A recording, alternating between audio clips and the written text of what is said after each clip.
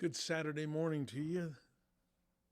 Welcome to episode 47 of Morning Buzz with the Energy Guy. I'm your host, Tom Moore. Morning Buzz with the Energy Guy is a podcast that drops at 7 o'clock a.m. Mountain Time every Saturday morning. Well, most Saturday mornings. There have been a few Saturdays where I didn't get up and around and make it to the studio. When I say studio, I'm talking about Farmers Electric headquarters building in Clovis, New Mexico. Generally, it is a podcast dedicated to trying to save listeners money on their utility bills, more specifically their electric bills. And you really know, folks, it's really not rocket science, saving a little money. Your largest consumers within your home, basically the hottest part of the summer is obviously your AC, right? Uses about, on average, through the year. AC and heating use about 50% they account for about 50% of your consumption. So right now, it's the hottest part of the year. So, your AC is probably 75% of your bill, particularly if you got refrigerated air. In the wintertime, the coldest part of the winter, your heating is probably 75% of your bill, whether that be electric, propane, or gas. But they're the drivers. So just try this. This is as simple as it gets. This is elementary as it gets. On your thermostat, instead of keeping your home 70 degrees, raise it to 77 or 78.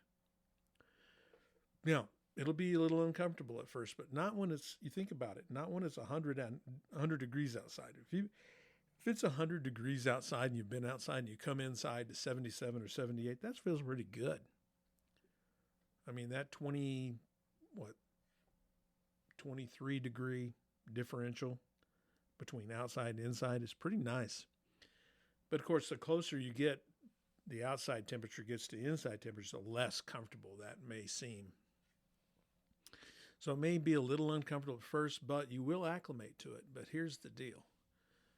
I promise, if you change that thermostat from 70 to 77 or 78, you will save money.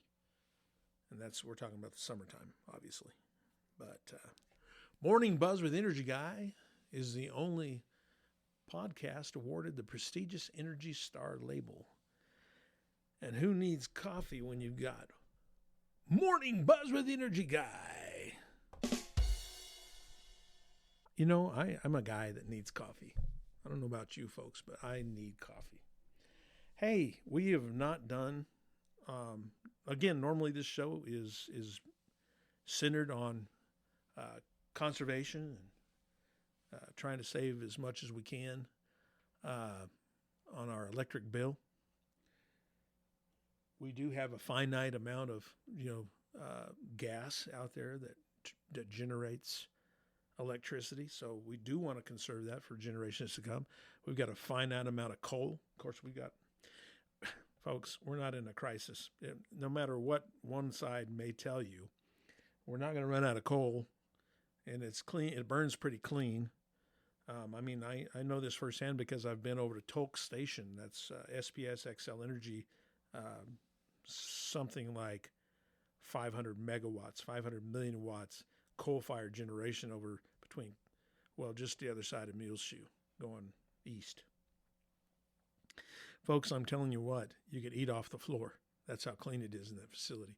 You think coal, I guess in my mind, I thought, coal-fired, this guy's standing there with sweating and no shirt and covered in soot, and they're shoveling this flat shovel, into this, boiler, but it's nothing like that. Nothing like that at all. And like I said, it's like super, super clean. But I heard once, so at its height at Tolk Station during the summer, they would accept one train a day, and that was 90 cars, I think, of coal a day during the peak season. And it would go in 24 hours, could burn 90 train car loads of coal. And at that rate, they were getting their coal from Wyoming at the time, and they probably still do. they said that at that rate of usage, for all those that were drawing from the coal mines in Wyoming, they said they had enough coal at that rate to last 300 years. So, like I said, don't let them kid you. The coal's there, the natural gas is there. Now the wind is here, the hydroelectric's here for the most part. I mean, you got to have rain in order for the hydroelectric to work. So it's not what we would call baseload. Baseload is something that's always there. Okay?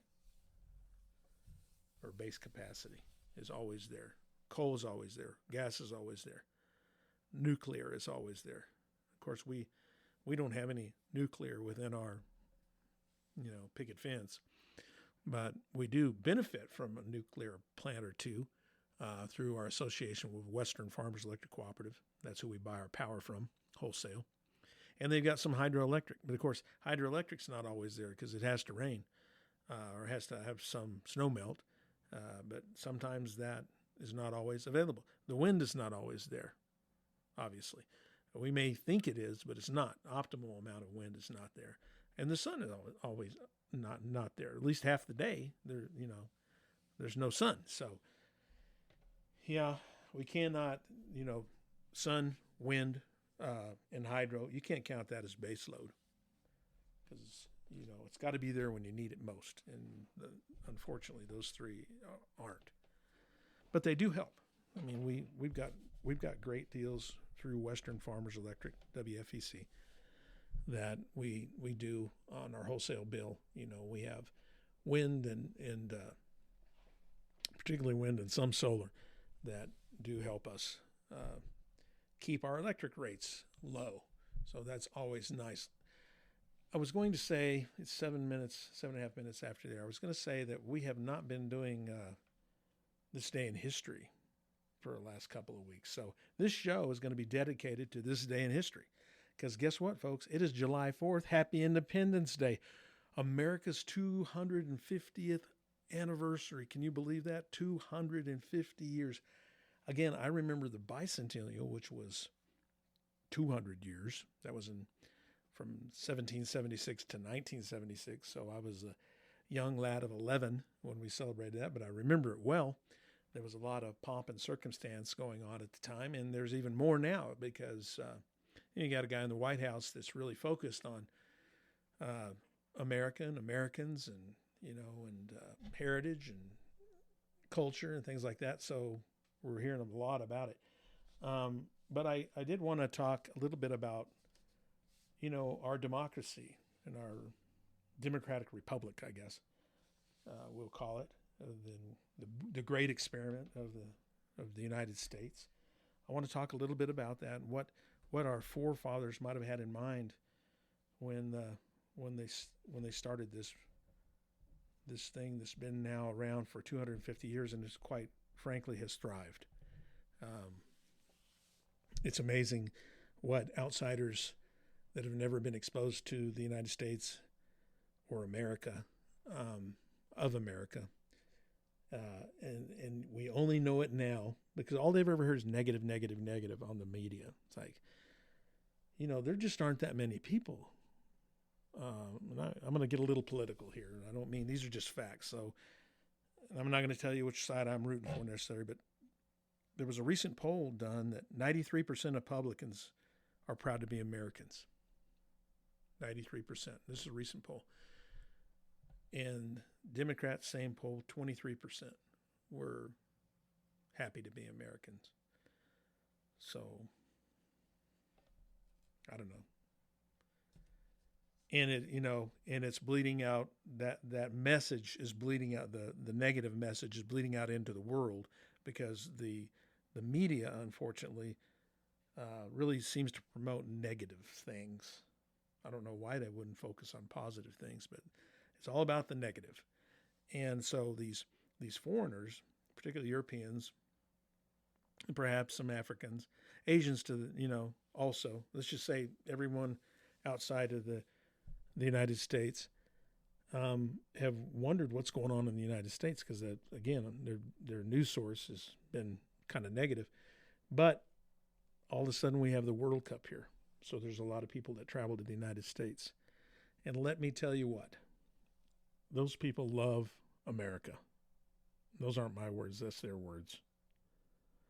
And I've been watching these reels, on social media. They're just little clips of Brits or Australians or, Scottish guys or, some people from African nations are just talking about how wonderful our country and how beautiful our country is and how majestic it is and, just how nice all the people are. And they're going on and on. And they said it's nothing like the media portrays.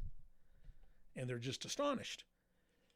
Of course, we're not. We know how wonderful it is here in our neck of the world. But I do want to talk a little bit about electricity. It's 11 minutes after, so I'm going to have to pick it up a little bit. Benjamin Franklin, father of electricity. He invented electricity, we thought when we were growing up. Well, it turns out he did not discover electricity. He is considered a founding father of the United States, but he was heavily involved in electricity, but he did not discover it. Electricity was already known and studied before Franklin. Now, he did conduct the famous kite experiment in 1752. And that showed that lightning is a form of electricity. So that was it. That's what he discovered, is that lightning is electricity. He proposed electricity has positive and negative charges, terminology that we still use today. He helped explain how electrical charge moves between objects. He invented the lightning rod. And I guess he was like a human lightning rod. I don't know how he didn't get hurt holding that kite string with a key, tied onto the kite string, and it got struck by lightning, apparently. I don't know how that didn't go through him into the ground, but somehow he survived. I don't think he was even hurt. But he invented the lightning rod, which protects buildings by safely directing lightning into the ground. His experiments laid important groundwork for future study of electrical science. So he was very involved in electricity. Other inventions and innovation. This guy was an innovator, and he invented a lot of things. Lightning rod, we already talked about that, protects buildings from lightning strike. The Franklin stove, it was a more efficient way and safer wood burning stove that produced more heat with less fuel. So he was efficient, right? And he was a conservationist too. He conserved wood so that he could use it another day. Bifocal glasses, I don't really care for them. I could probably use a pair, but my distance vision is good. It's just up close, like reading, that really bugs me. So I have to wear readers, but nothing that the, dollar store, I can, that's really nice to go in and buy for $1.50. I can buy a pair of glasses that help me read, so I have them strategically placed around my office and at home. I've got them on every table, but for $1.50, you can do that. Let's see. This was nice, and people were very, very happy about this. And flexible urinary catheter, he invented that. He invented that to help his brother, he suffered from bladder stones. So his brother was very thankful that he came up with that. He invented a long arm reaching tool designed to help retrieve books and objects from high shelves, and you still see those today. So just a very smart gentleman. Other notable contributions, he helped found the first public lending library in America, played a major role in establishing the first volunteer fire department in Philadelphia, co-founded the University of Pennsylvania, and of course he was one of the founding fathers of the United States and helped draft the Declaration of Independence. Served as a diplomat in France, helping secure French support during the American Revolutionary War. And of course, we know how that went. The United States, the Americans, I guess, the colonists were suffering pretty good losses and hadn't turned the corner just yet. But then the French Navy arrived and what's his name? Lafayette, or if you're in Georgia, Lafayette. Because my cousin lives in Georgia, and I said, there's a town that's 20 miles from here. It's called Lafayette, and she goes, well, down here we say Lafayette. And they'll know. She said they'll know you're not from here if you say Lafayette. It's crazy, those founding fathers. Now, Ben Franklin was probably one of the older ones, but Lafayette was like when he came over with his French army and the Navy, and helped kind of turn the tide against the Brits, helping the colonists in the Continental Army. He was like 22 years old. I'm thinking, man, when I was 22 years old, I was, living in mom's basement. Not really, I wasn't, but there's a lot of 22-year-olds out there now. I was married at 22, so I was just joking about that. But yeah, a lot of 22-year-olds out there now just aren't near the maturity levels they were back in those days, and they just had to be. Those were different times. Key takeaway: Benjamin Franklin's greatest contribution to electricity was demonstrating that lightning is electrical and developing practical uses for that knowledge, especially the lightning rod. But again, he did not discover electricity. So again, we're talking about 16 after the hour. We're talking about the Founding Fathers. This is the 4th of July, Independence Day. I asked my coworker the other day, his mother, well, we talk about Glenn all the time. I'll just mention his name, Glenn. He's the one that does the intro and outro, and then he also does the ba-dum-ching, that I used earlier. It's supposed to be used after a funny, what I think is funny. And since I don't have a crowd in front of me to laugh, I do that little ba-dum-ching. Anyway, he's done that for me. Glenn's a cool guy.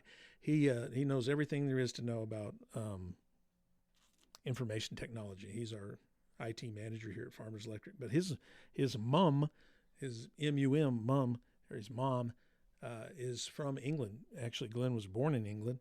His dad was an American serviceman stationed in England and found him his bride over there. So he married her and brought her back to the States. But in the meantime, Glenn was born in England.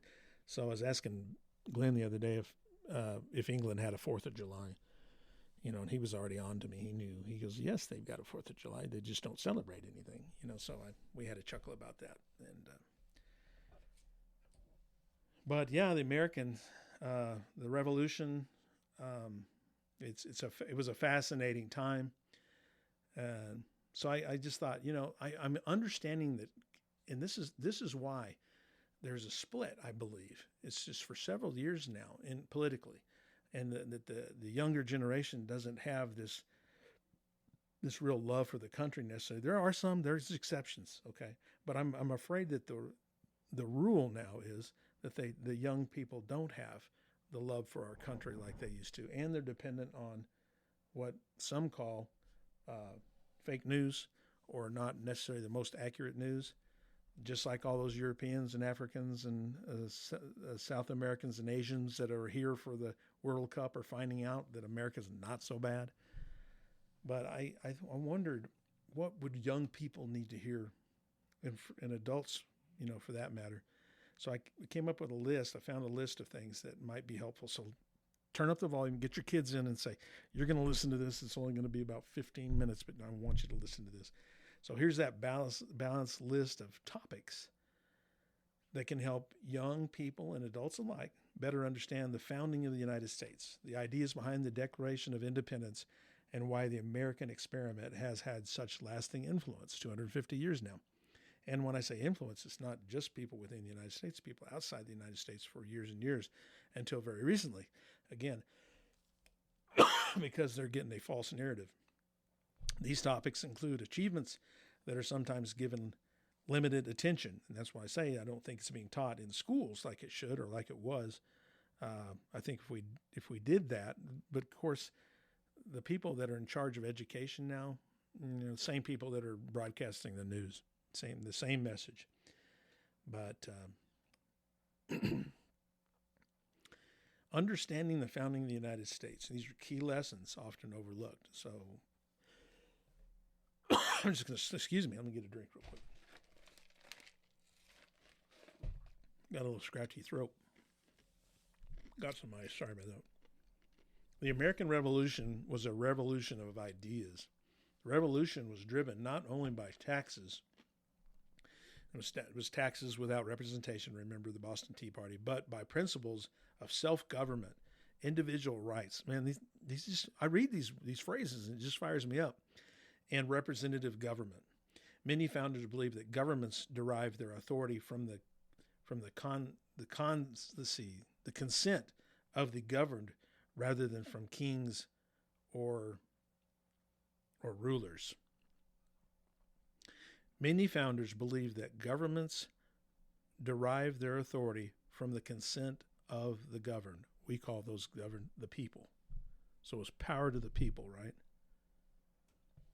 The Declaration of Independence was a philosophical document. The Declaration did more than announce independence. It declared that all people possess inherent rights or natural rights, including life, liberty, and the pursuit of happiness, and that governments exist to protect those rights. These ideas influenced democratic movements around the world.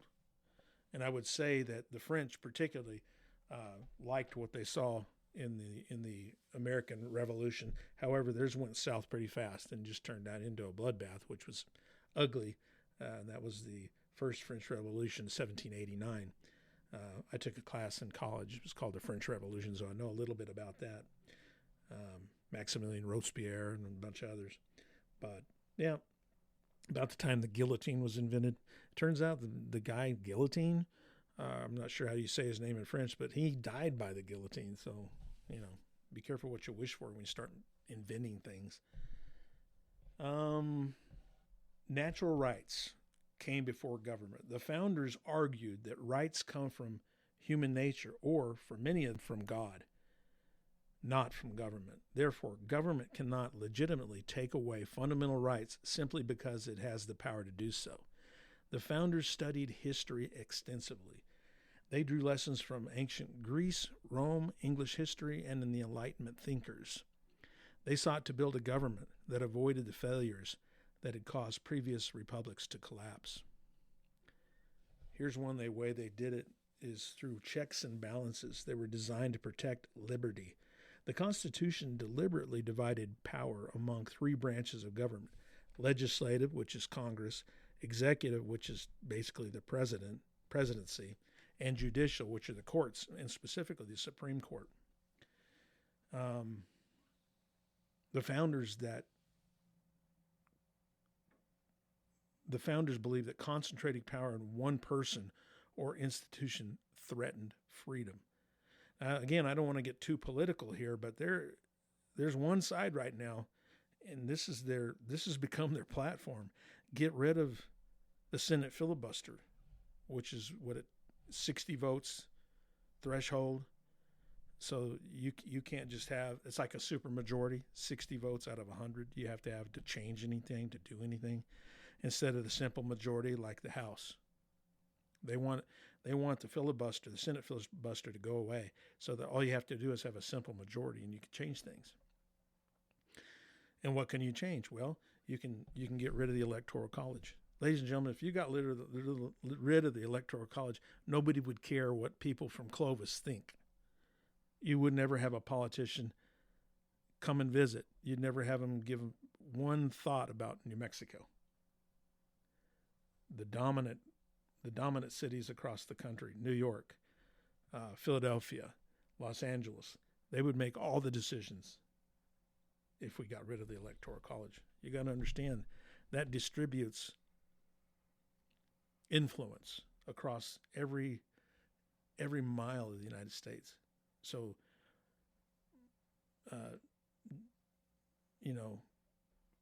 Farmer and his wife have some say about what happens with their tax dollars and their government. So that's what they pledged to do, is get rid of the Electoral College. They've also said they're going to pack the Supreme Court, take it from 9 members to 13 members.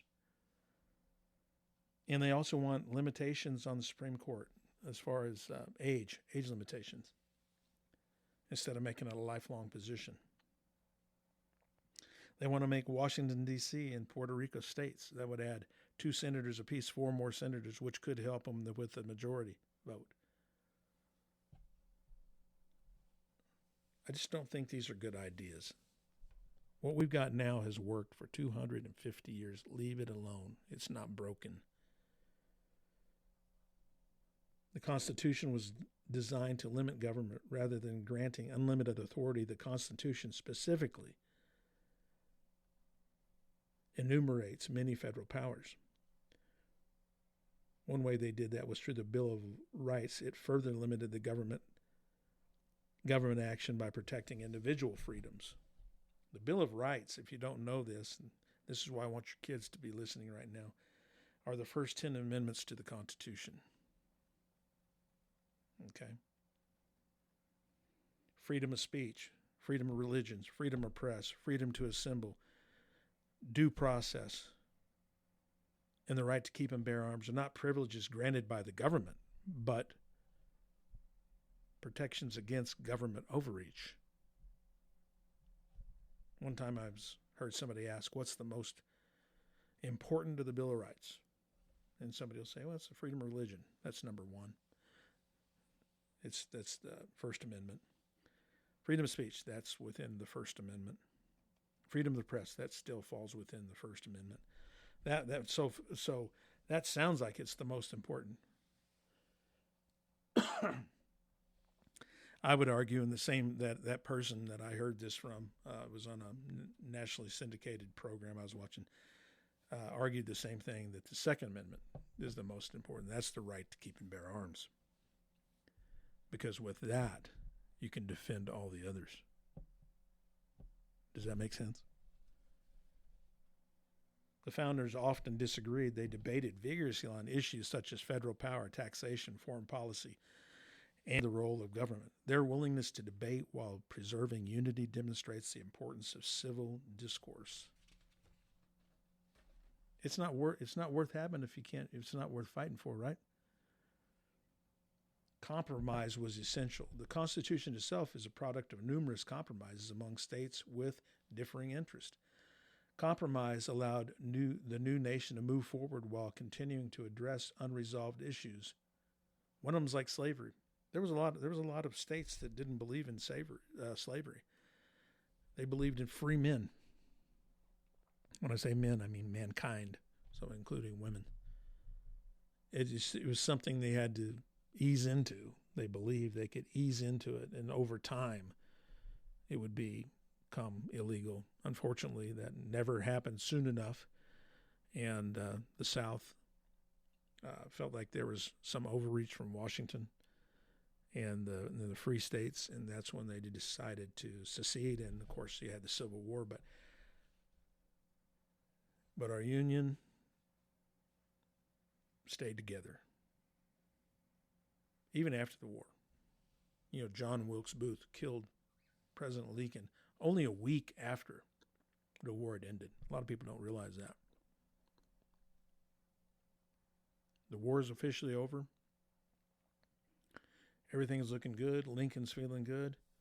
He goes out to a show at Ford's Theater and is shot by an actor named John Wilkes Booth in the back of the head. It's a cowardly act. And his thinking was that the South would rise again. Strangely enough, the South wasn't behind him in this. The Union had been preserved, even though the war was only a week over.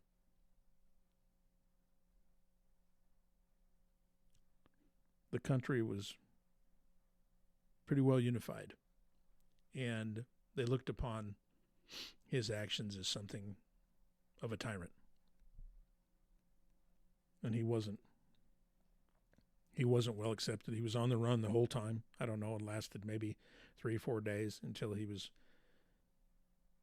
killed. But he was mistaken. My dad used to say that Israel was a chosen people, and I believe that. My dad was a Christian man. He passed. And he always believed that America, as he knew it, was also the chosen country. And he said this for a reason. He says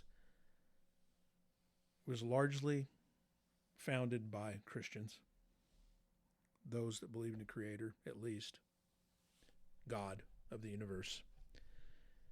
And Christian values pretty much formed the moral standard in the United States.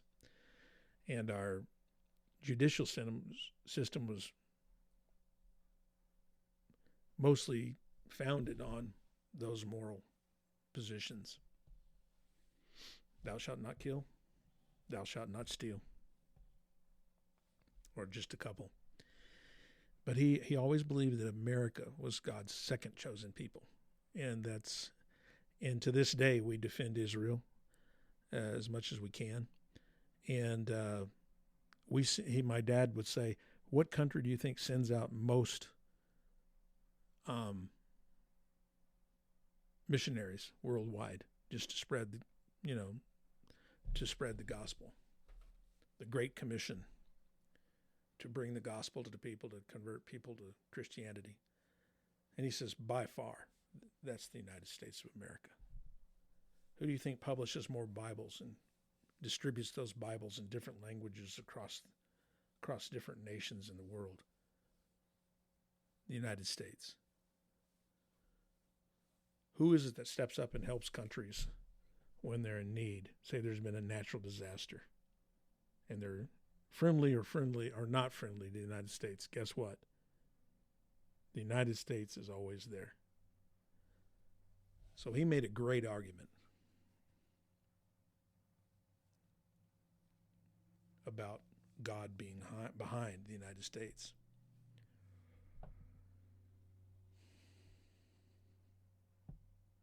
George Washington's leadership set important precedents.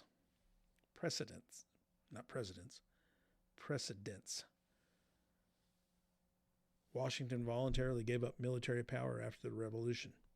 He later stepped down after 2 presidential terms, establishing the tradition of peaceful transfer of power. Many wanted George Washington to declare himself king, but George Washington was adamantly opposed to the idea. He had greater vision for the republic. I mean, the nation loved him. If he would have said, I'm going to establish a monarchy in the United States and I'm going to be the first king, 90% of the people would have supported that.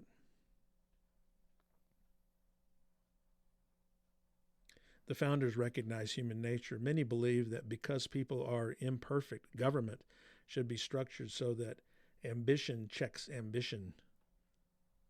I'll read that one more time. Many believe that because people are imperfect, government should be structured so that ambition checks ambition. And what that means is we need something like the separation of power. The philosophy influenced by the separation of power. Religious freedom was revolutionary. The United States became one of the first nations to guarantee broad religious liberty. Citizens were free to practice or not practice a religion without government establishment of a national church. That's what the separation of church and state is. It's to avoid establishing a national church. It's not to protect government. It's to protect the people.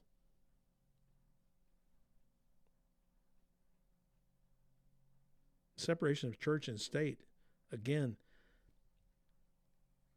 is to protect the people, not the government.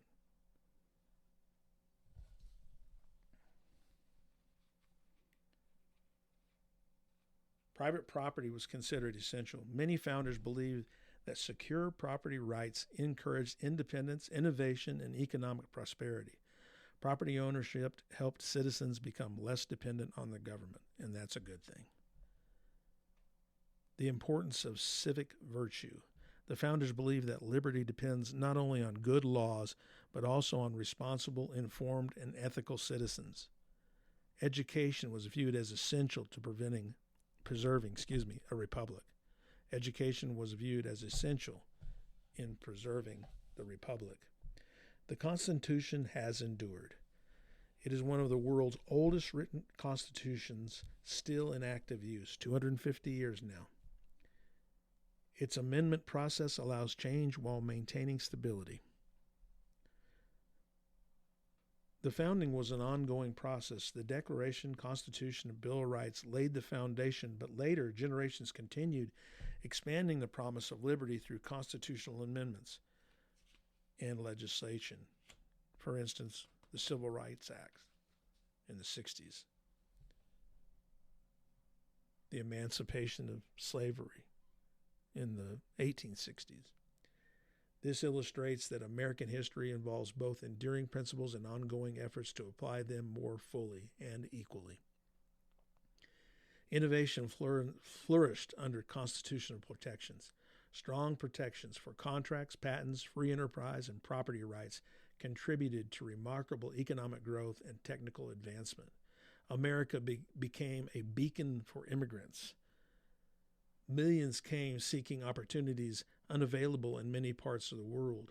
The promise of liberty and economic opportunity attracted people from diverse backgrounds, and it still does. People want to come to America. That's why we had such a problem over the last few years with illegal entry through our southern border. Ladies and gentlemen, there's nothing wrong with legal immigration.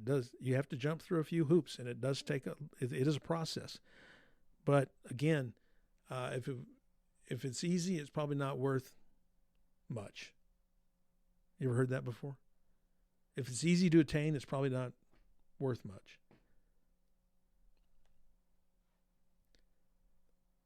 Illegal immigration is exactly what it is. It's illegal.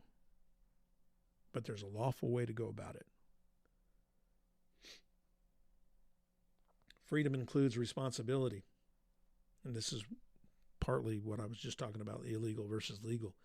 The founders believed that liberty requires self-discipline, respect for the law, participation in civic life, and accountability. The American experience influenced the world. The principles expressed in the Declaration inspired constitutional movements and struggles for self-government across Europe, Latin America, Asia, and Africa.